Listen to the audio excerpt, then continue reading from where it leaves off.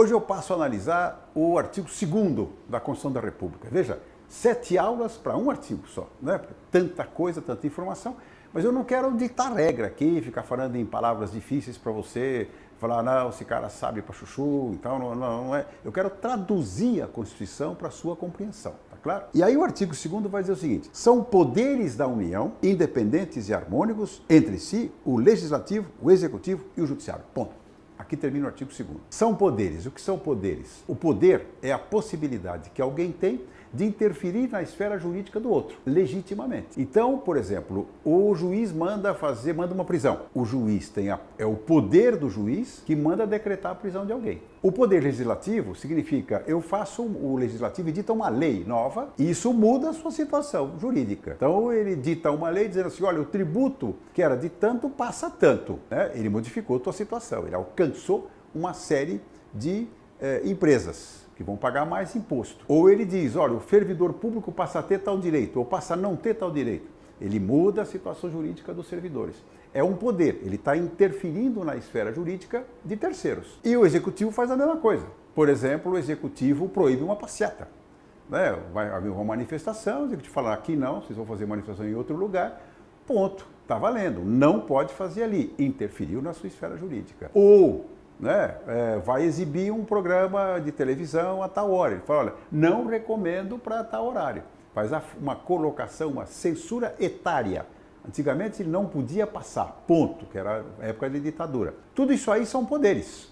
Existem os poderes formais do Estado, executivo, legislativo e judiciário, e os poderes informais, que constituem a sociedade como um todo, que vai para a rua pressionar, que exige a revogação de determinada lei. São poderes informais do Estado, como são sindicatos, associações, toda a Ordem dos Advogados do Brasil, portanto, são entidades de pressão na sociedade, está claro? Então nós temos poderes formais, legislativo, executivo, judiciário, e poderes informais, que são essas manifestações todas que eu disse aí, de sindicato, associação, etc, etc, que fazem a pressão social, né? Então vamos ver o que é isso aí, judiciário, legislativo e executivo. São 3 órgãos de poder, né?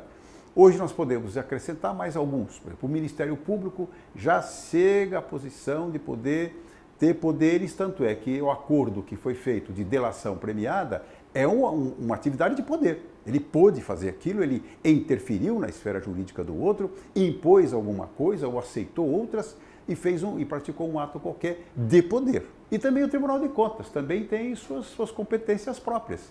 Os prefeitos sabem bem disso. Ele diz, olha, tem que fazer tal coisa e já impõe uma determinação qualquer. São atos de poder, tá claro? Poder, portanto, para sintetizar, é a possibilidade que alguém tem de interferir na esfera jurídica do outro, impondo uma obrigação ou criando um direito qualquer. E na nossa esfera vamos ficar nos poderes formais por hora, nós temos o poder judiciário, legislativo e executivo. Como é que se formam esses poderes? Muito bem. O poder legislativo, que eu diria é muito importante, ele é formado no campo da União, no campo nacional, por 2 casas de governo, o Senado da República e a Câmara dos Deputados. São 2 casas congressuais que formam o parlamento, tá claro? Então o Congresso Nacional, ou Parlamento, é formado por 2 casas, Câmara e Senado. A Câmara representa a população do país. Os deputados são eleitos pela população, bem ou mal, esquece isso, eleitos pelo voto direto e secreto de todos os brasileiros. Forma-se ali a casa, há uma sequência de postos para cada estado. São Paulo tem no máximo 70 deputados e os estados pequenos têm no mínimo 8 deputados. Então forma-se ali 513 deputados que representam a Câmara dos Deputados. E do outro lado temos 81 senadores, portanto 3 para cada estado, e cada estado elege 3 na sucessão. Então, aqui a representação é igualitária. Cada estado tem 3. Por quê? Exatamente porque nenhum estado pode ser maior que o outro dentro de uma república federativa, tá claro? São 3 senadores para cada estado. E aqui, na proporção dos votos eleitorais, cada um tem um número X de deputados na Câmara dos Deputados. Então, esse balanceamento, então aqui a representação popular, aqui a representação dos estados, é que dá o equilíbrio da federação, tá claro? E os projetos passam pelas 2 casas. Então encaminha um projeto para a Câmara aprecia, discute, manda para o Senado. Se o Senado aprova, como veio da Câmara, vai para a sanção presidencial. Se ele entende de alterar o projeto e ele volta para a Câmara então dizer se aceita ou não aquela alteração, tá claro? Mais ou menos é isso. Quando eu chegar lá na análise específica do Legislativo, a gente entra em mais detalhes. Aqui é só para ter uma ideia disso aí. Então, Senado representa os estados, Câmara representa o povo. As duas casas formam o Parlamento ou formam o Congresso Nacional, ok? No campo do Executivo, nós elegemos um presidente da República por um certo período sujeito à reeleição. Então, quem que é o chefe do Executivo? Vai ser o presidente da República na União, os governadores dos estados e os prefeitos dos municípios. Cada um deles é eleito diretamente pelo voto popular para um período previsto na Constituição, que é um período de 4 anos, ok?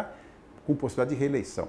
Eles fazem o quê? Eles executam as leis. Eles traçam seus programas, eles elaboram o orçamento, mas que é uma atividade submetida à lei e à Constituição, tá claro? Nenhum dos órgãos de poder pode estar acima da Constituição. Isso não existe. A Constituição é a estrutura máxima da ordem jurídica brasileira. Os poderes do Legislativo são auridos da Constituição, provém da Constituição. Os do presidente é a mesma coisa. Ele só pode fazer aquilo que a Constituição permite. E do outro lado tem o Judiciário, que é formado no campo federal, eu vou ficar por aqui hoje, no campo federal, pelo Supremo Tribunal Federal e depois pelos tribunais inferiores, né? O Superior Tribunal de Justiça, tribunais regionais federais, juízes federais, mas vamos ficar só no campo aqui top, né? Então nós temos o Presidente da República aqui, o Congresso Nacional aqui e o Judiciário aqui. No Supremo Tribunal são 11 ministros, escolhidos pelo Presidente da República e aprovados pelo Senado Federal. Vejam como aqui nós já estamos vendo o que significa essa expressão aqui, ó, que a Constituição fala, independentes e harmônicos. Um não pode interferir no outro, mas eles têm que ser harmônicos. Então, o indicado ao Supremo é escolhido pelo Presidente da República, submetido a uma investigação, a um debate junto ao Senado da República, e era nomeado pelo Supremo, tá claro? Por um tempo que agora vai até 75 anos.